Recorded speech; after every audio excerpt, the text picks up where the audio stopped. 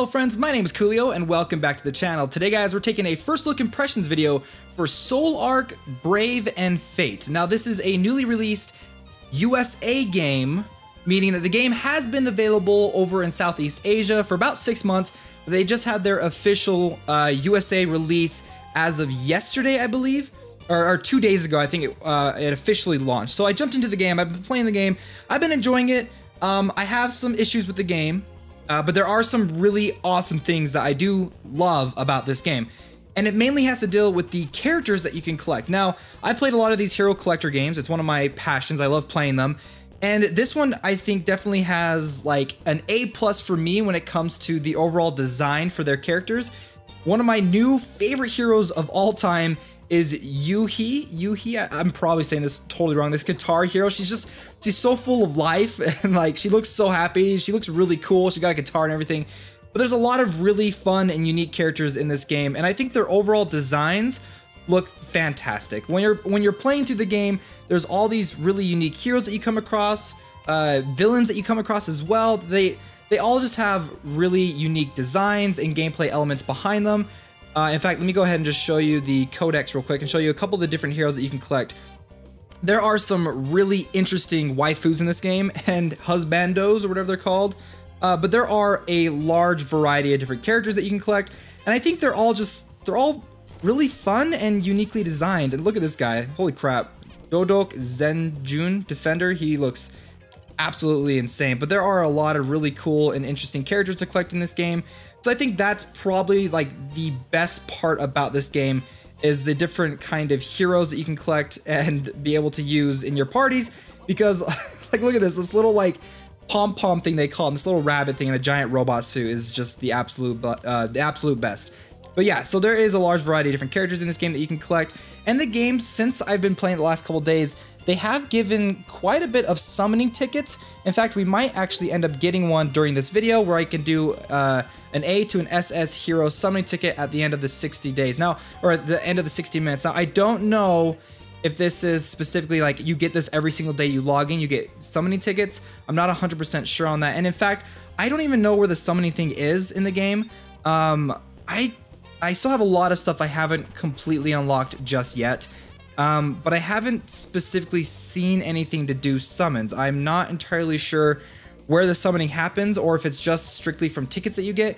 There is a function in the game where you can give up S rank or higher heroes, sacrifice them to get shards, and then you can use those to summon S or SS rank heroes or higher. So I think that may be where a lot of the information, like a lot of the heroes that you're going to be getting, comes from. Other than that, this game, it's a pretty standard hero collector game. You go through a battle. There are some different elements to the battle. I'm going to show you that. But one of the other things that this game has that differentiates it from a lot of those other hero collectors is it's got this open hub world that you can walk around, which is unique because you can see other heroes and other people, like that guy right there. That's another player standing next to me, Soul at 3C3EC097.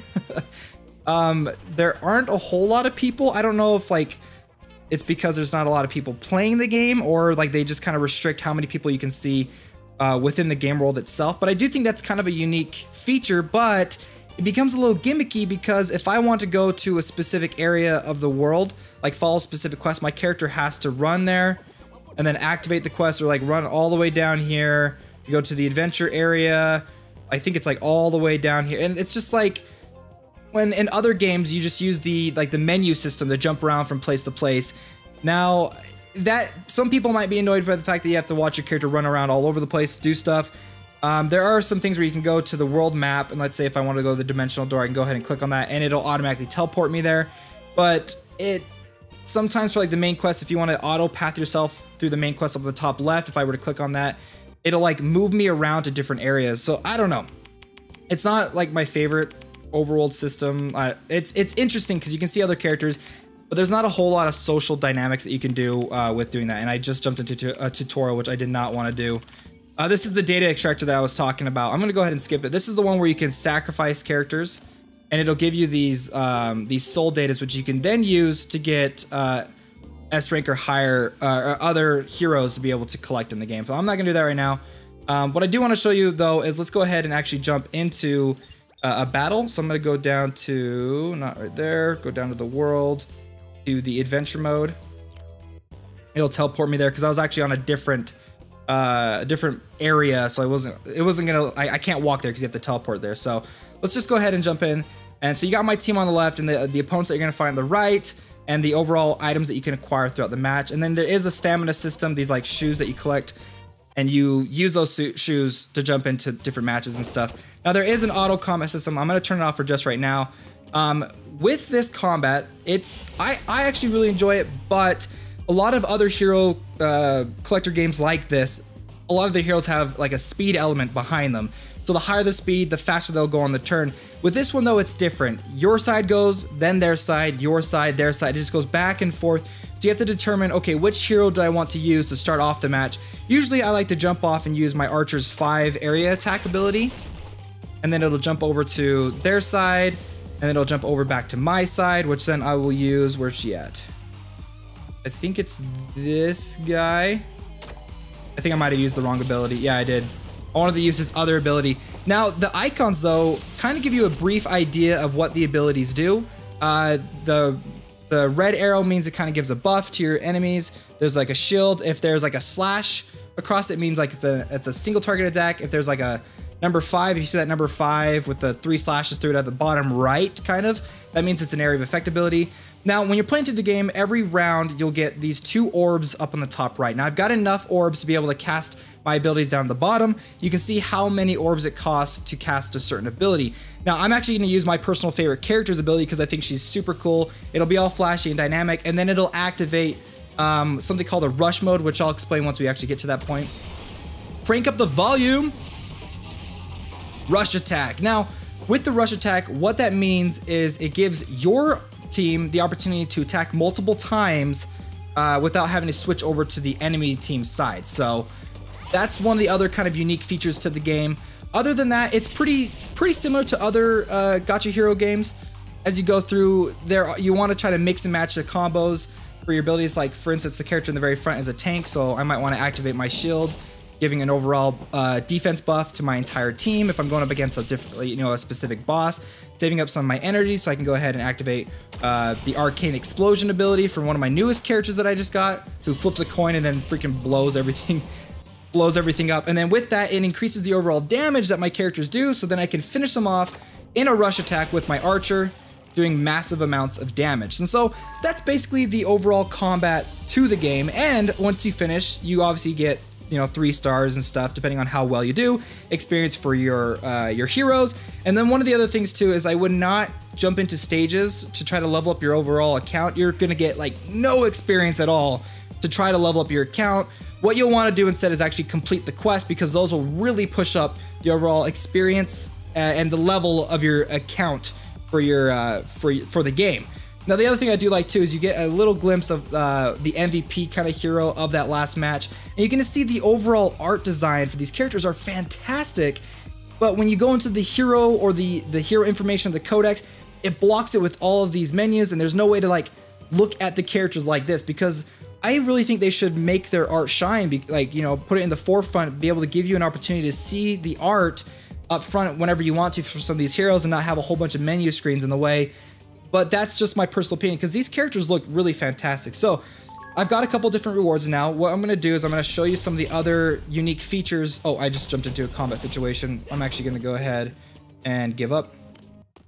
I want to show you one of the other unique features in the game, and I haven't really had a chance to dive too much into it, but it's kind of an equipment system for your characters. I haven't gotten too much right now to be able to equip onto my characters, but it's different than from other games because of the way that it kind of works. So let me go ahead. I think it's in the leveling system. Hold on.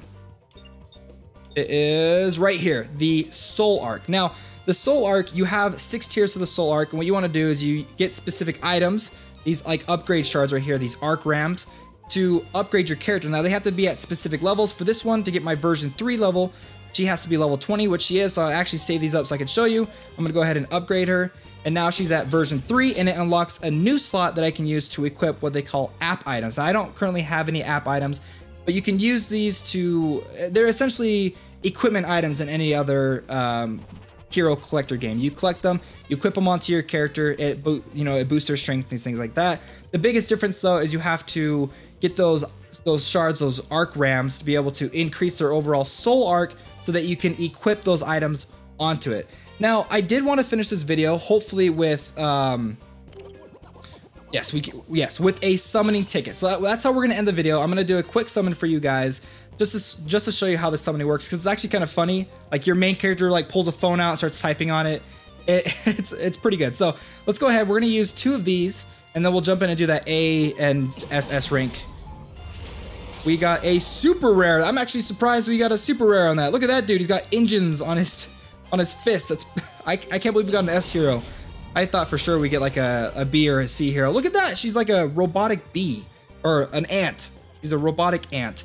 And now we can finish it off with the A to SS hero summoning ticket. See if we can't get an SS hero. We got an SS, Musa, an attacker. Awesome. So guys, that is it for Soul Ark. It's definitely a unique game. I don't know if I will personally continue to play the game, but it kind of scratches that itch like a lot of games, like Epic 7 is one of the games, like that type of style of combat, running from left to right with a couple of different unique twists in here. I think the thing that's really going to suck people into this game is the overall theme and the character designs, which I think are top notch. I think it's definitely a fun, unique, kind of like a sci-fi punk-esque world that you're playing in, which most of the games I feel like are fantasy style. So it's kind of fun that we have this more of a punk style sci-fi aesthetic to the game. And then the heroes, like I said, are some of my favorite heroes I've seen in some of these hero collector games. Well guys, I hope you enjoyed this video. If you did, don't forget to hit that like button and subscribe for more mobile gaming videos coming in the future. See you, my friends.